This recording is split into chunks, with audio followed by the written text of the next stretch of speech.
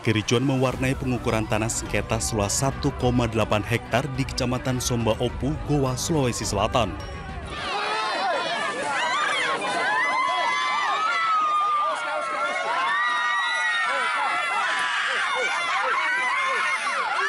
Masa tergugat mengamuk dan berusaha melawan petugas yang akan mengukur lahan sengketa ini.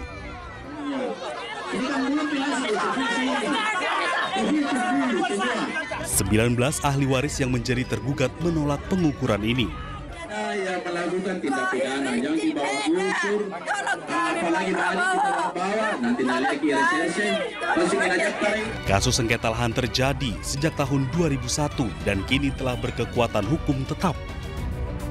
Meski terjadi aksi perlawanan dari warga Panitera, pengadilan negeri setempat tetap melakukan pengukuran untuk mengetahui objek bersengketa sebelum melakukan eksekusi bangunan.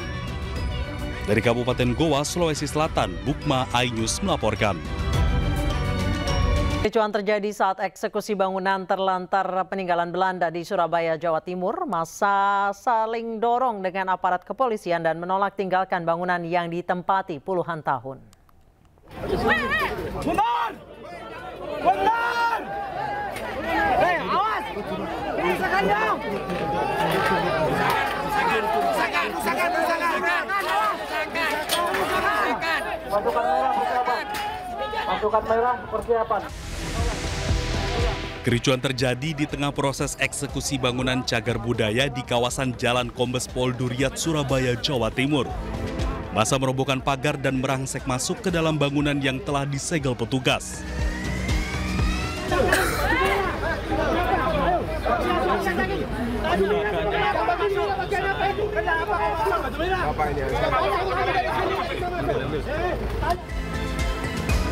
Mereka tak terima harus meninggalkan bangunan yang telah ditempati selama puluhan tahun tersebut.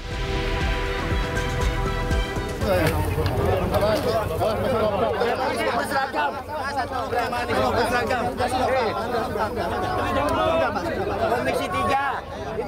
Hargai Komisi 3. Silakan masuk. Nah. Sama-sama tahu hukum. Hargai Komisi 3. Ditunda. Bangunan cagar budaya ini merupakan peninggalan zaman kolonial Belanda yang digunakan sebagai yayasan untuk pendidikan sekolah, TK, SD, SMP, hingga SMA. Namun karena bersengketa selama beberapa tahun, sekolah tak lagi beroperasi dan bangunannya ditempati warga. Ini tanah ini adalah Gendom Vervonding, miliknya Gelois, orang Belanda. Orangnya sudah pergi. Ini termasuk tanah yang terlantar, tapi dirawat oleh IMKA. Dan gedungnya gedung IMKA, kok tiba-tiba disuruh menyerahkan kepada Lim Eling. Meski mendapat perlawanan, namun eksekusi tetap dilakukan dengan penjagaan ketat dari petugas kepolisian Polrestabes Surabaya. Petugas jurusita mengosongkan bangunan dan mengeluarkan barang-barang di dalamnya. Dari Surabaya, Jawa Timur, Rahmat Ilyasyan, iNews melaporkan. Mencegah longsor susulan, tim SAR gabungan menghentikan pencarian korban di Gunung Kuda, Kabupaten Cirebon, Jawa Barat. Total korban meninggal dunia 20 orang dan 4 orang masih dinyatakan hilang.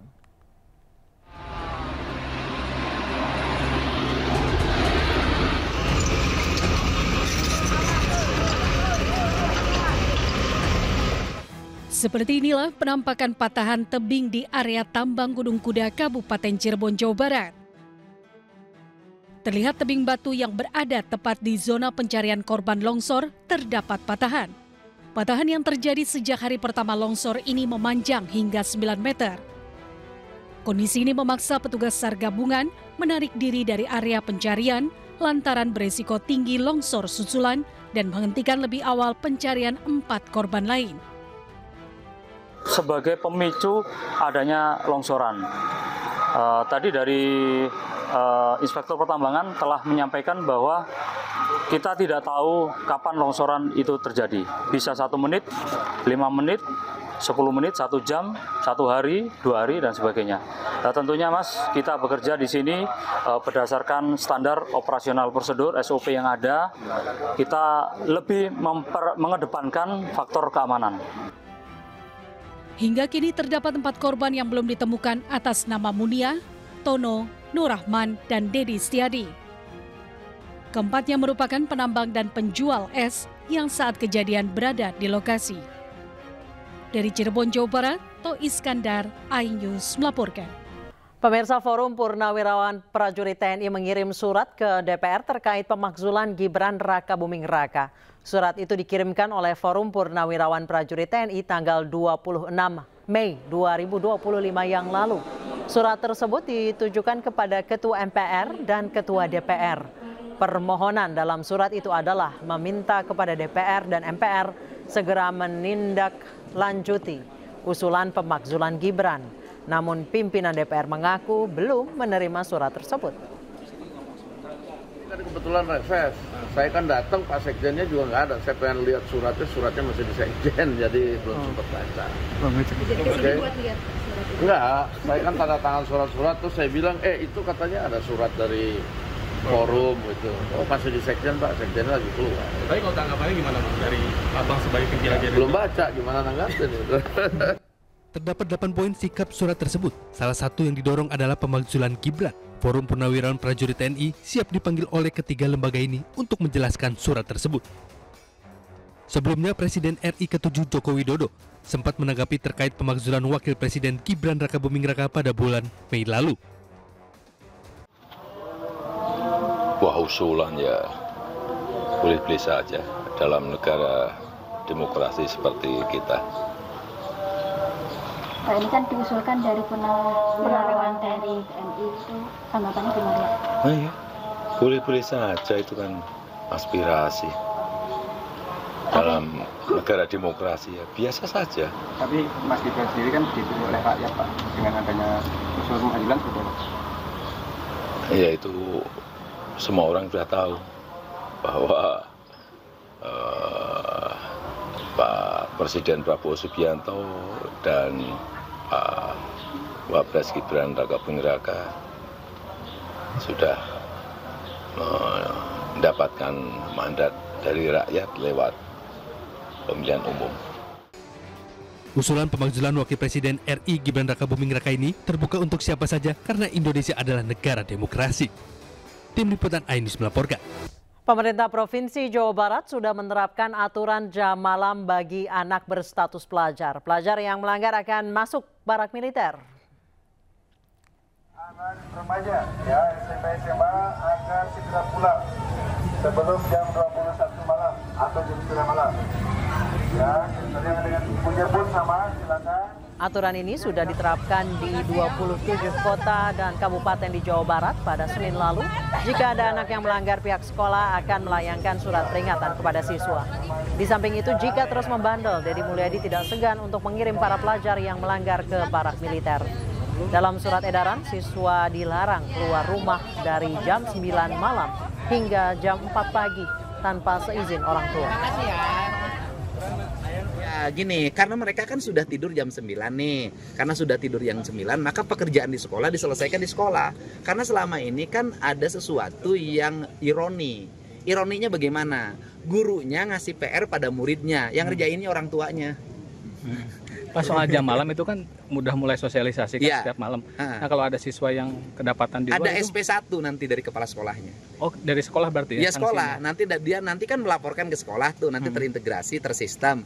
Dan itu nanti sistem aplikasinya akan kita buat. Laporan dari polisi, laporan dari Babin Kamtibmas, Babinsa, laporan dari kepala desa, RT RW, nanti masuk ke sistem aplikasi kita. Sehingga nanti di peta data, Kepala Dinas Pendidikan Provinsi sudah terbaca setiap hari. Ada berapa anak yang bolos, ada berapa anak yang sakit, ada berapa anak yang malamnya itu begadang. Itu nanti ada petanya.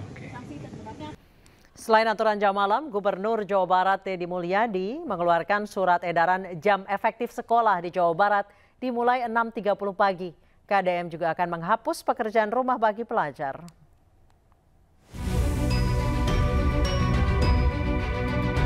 Deddy Mulyadi, Gubernur Jawa Barat, kembali membuat gebrakan di bidang pendidikan. KDM sempat berwacana ingin anak sekolah di Jawa Barat masuk sekolah jam 6 pagi. Namun hal itu menuai beragam pendapat di berbagai kalangan. Bahkan Komisi 10 DPR RI meminta Deddy untuk menganalisis kembali wacana itu. Nah, kami di Komisi 10 memandang perlu dilakukan analisis kebijakan tersebut perlu dilakukan pendalaman dari sisi akademik, karena jam 6 pagi bagi anak-anak kita adalah perlu penyesuaian untuk mempersiapkan diri. Terkait hal itu, melalui media sosialnya KDM menyampaikan tahun ajaran baru 2025-2026 jam masuk sekolah dimulai pukul 6.30 pagi. Selain itu, pekerjaan rumah bagi pelajar akan dihapuskan. Dan saya sampaikan ya bahwa di tahun ajaran baru 2025-2026 yang akan datang, sekolah di Jawa Barat dimulai pukul 6.30. Sekali lagi, sekolah di Jawa Barat dimulai pukul 6.30. Nah, selanjutnya karena anak-anak tidak boleh keluar rumah lebih dari jam 9 tanpa pendampingan, tanpa keperluan yang mendesak yang didasarkan pada izin orang tuanya, maka pemerintah Provinsi Jawa Barat berencana untuk menghapus pekerjaan rumah bagi anak-anak sekolah.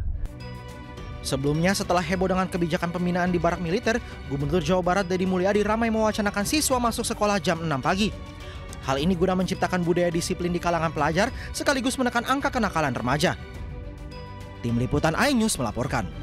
Pemerintah Kota Depok mulai mengkaji wacana Deddy Mulyadi untuk anak sekolah di Jawa Barat masuk jam 6 pagi.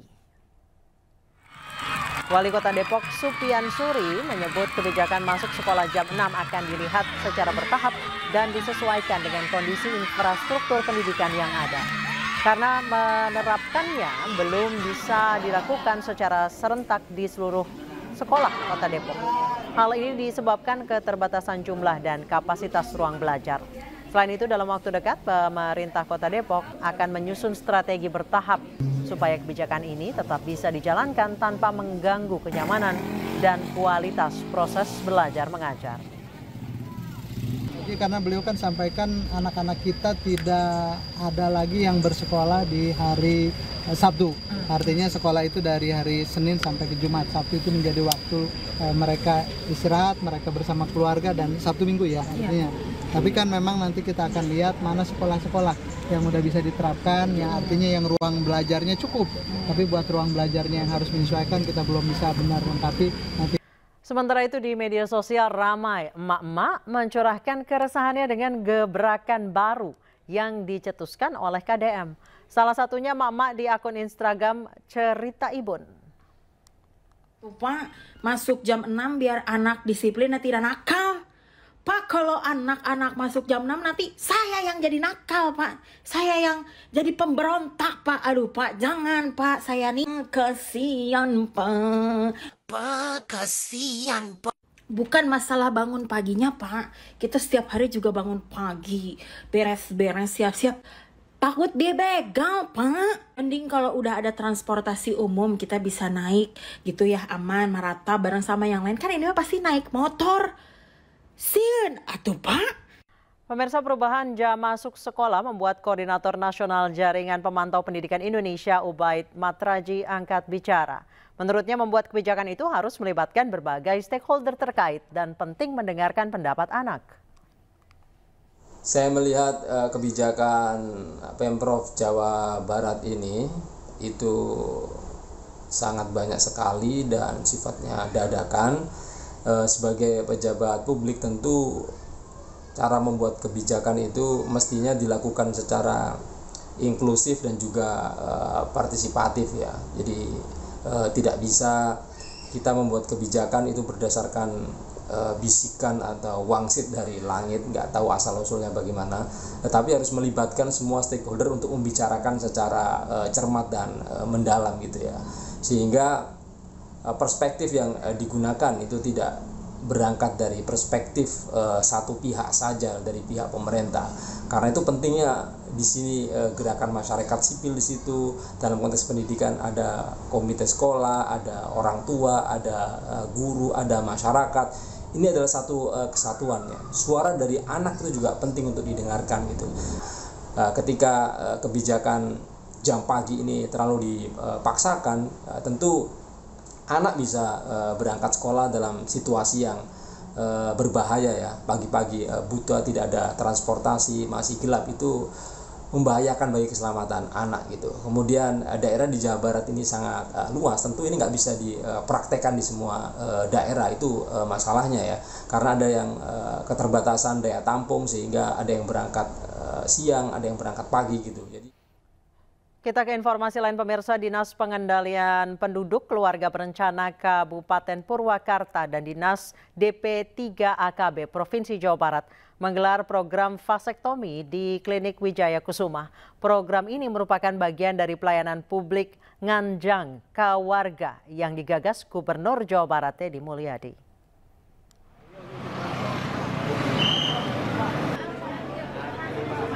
Puluhan pria menyambut baik program ini, terlebih peserta mendapat bingkisan sembako dan uang saku sebesar 500.000 setelah menjalani tindakan medis vasektomi. Kepala Dinas DPPKB Kabupaten Purwakarta Yayat Hidayat mengatakan, pada 2025 Kabupaten Purwakarta menargetkan peserta vasektomi mencapai 80 orang. Sementara itu untuk hari ini sudah ada 34 orang yang mendaftar, namun mereka harus menjalani proses pemeriksaan kesehatan sebelum menjadi calon peserta vasektomi. Alasannya udah terlalu banyak anak. Anaknya berapa? 4. Nah, sebelumnya udah ada persetujuan istri nggak? Udah disuruh istri. Udah istri ya? Iya. Rasanya gimana kan? Ya. Nggak, perasaannya gimana, Perasaannya ya baik-baik aja. Anda kembali di iNews Prime, pemirsa. Pembongkaran ratusan lapak pedagang liar di Pasar Sentiong Balaraja, Tangerang, Banten diwarnai kericuhan. Sejumlah pedagang yang menolak lapaknya dibongkar memblokade jalan hingga nyaris terlibat keributan dengan petugas gabungan Satpol PP, TNI, dan kepolisian.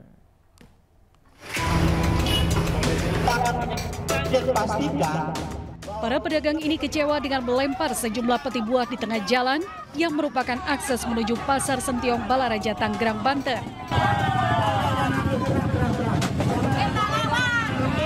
Para pedagang yang menolak lapak miliknya dibongkar juga memblokade jalan dengan menggunakan meja dagangan serta sejumlah peti buah. Keributan pun nyaris terjadi lantaran permintaan pedagang untuk berjualan selama 2 hari jelang Idul Adha ditolak petugas.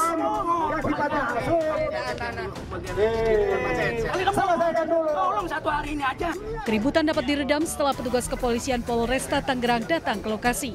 Para pedagang menyebut lokasi lapak yang disediakan di dalam Pasar Sentiong belum siap untuk digunakan sehingga tidak nyaman bagi pembelian datang. Sebelum pembongkaran, pemerintah sudah melakukan sosialisasi dan memberikan surat peringatan, namun penolakan tetap terjadi. Kita kan di sini nyari nafkah ya, maksudnya bukan buat macam-macam. Kita di sini nyari nafkah buat kehidupan kita, buat membiayai kehidupan kita sehari-harinya, buat isi perut kita. Kenapa kita tidak terima digusur di sini? Katanya mau direlokasikan ke dalam, tapi keadaannya belum ada relokasi ke dalamnya, makanya kita mengadakan pemblokiran jalan. Ini bukan pembongkaran ya, lebih kepada penataan lingkungan di sekitar Pasar Sentiong, Kecamatan Baraja. Hal ini karena memang sudah banyak pedagang kaki lima yang berdagang di bahu jalan atas banyak keluhan masyarakat terkait dengan gangguan lalu lintas, sampah dan lain sebagainya. Oleh karena itu kami melakukan penataan. Agar para pedagang tetap bisa berjualan, pemerintah sudah menyiapkan 175 kios dan los di dalam Pasar Sentiong Balaraja. Dari Kabupaten Tangerang, Banten, Aimarani, iNews melaporkan. Pemirsa, jelang puncak haji, jutaan calon jemaah dari penjuru dunia termasuk ribuan jemaah calon haji Indonesia mulai bergerak menuju Padang Arafah untuk melaksanakan prosesi wukuf yang akan berlangsung pada 9 Zulhijjah besok. Sejak pagi waktu Arab Saudi, jemaah telah mempersiapkan diri dari hotelnya masing-masing. Keberangkatan jemaah menuju Arafah berbasis syarikah, markas, dan hotel. Sejumlah petugas disiapkan melayani jemaah saat proses pemberangkatan, mulai dari memastikan jemaah naik bus yang sesuai hingga memberikan arahan kepada jemaah lansia atau yang memiliki kebutuhan khusus. Setibanya di Arafah, nantinya jemaah akan memadati tenda-tenda yang telah disiapkan dan tidak keluar tenda pada pukul 10 hingga 16. Dikarenakan suhu ekstrim yang diperkirakan hingga 50 derajat Celcius. Jemaah diminta mengisi waktu dengan beribadah seperti berzikir, tadarus Quran, serta mengerjakan amalan-amalan sunnah lain. Nggak ikut, Pemirsa, kain penutup Ka'bah atau yang dikenal dengan kiswah menjadi simbol kehormatan dan spiritualitas bagi umat Islam di seluruh dunia. Tim iNews Media Group mendapat kesempatan melihat langsung proses pembuatan kiswah ke pabriknya di King Abdul Aziz Complex di Mekah, Arab Saudi. Jurnalis senior iNews Media Group Syafril Nasution melaporkannya untuk Anda.